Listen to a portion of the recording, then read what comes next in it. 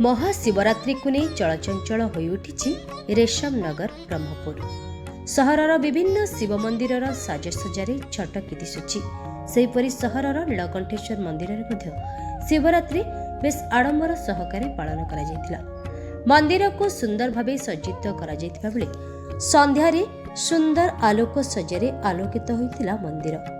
तेबे शिवरात्रि अवसर में भोर 3 घंटा 30 मिनट समय मंदिर द्वार खोल 4 घंटा 30 मिनट सर्वसाधारण दर्शन आरंभ होइतिबा बेले भोरु हजार हजार भक्तों भिड़ मंदिर लगी।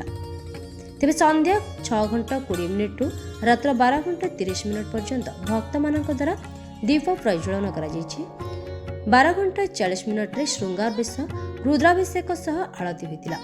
यापर रात 1 घंटा 20 मिनिट महादीप उठा सह बेढ़ा परिक्रमा कर महादीप उठा समय हजार हजार संख्यार भक्तों भिड़ होबार संभावना थिबारु मंदिर कमिटी पक्षरु व्यापक व्यवस्था ग्रहण कर शांति श्रृंखलार सह किभली भक्त माने महाप्रभुଙ୍କ दर्शन करिबा पई बैरिकेडर व्यवस्था मध्ये करा जायतिला।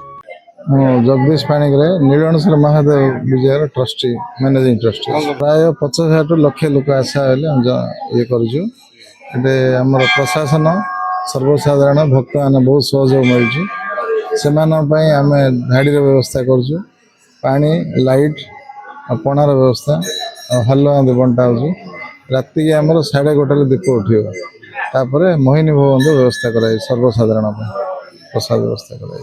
चंद्रशेखर प्रतिनिधि मंदिर पूरे तो 3 घंटा समय प्रातः 3 घंटा समय द्वार कबाट खोला है।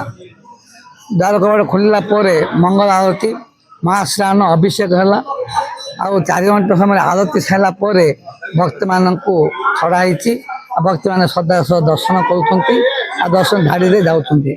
आउ संध्या 6 घंटा समय आमर दीप भक्त मान दीप प्रज्वलन आरंभ रात 12 घंटा समय पर्यंत रात्र घंटे बलको महादीप आउ पेड़ा परिक्रमा रात 2 घंटा अध समय प्रसाद वितरण हो समाप्त हो।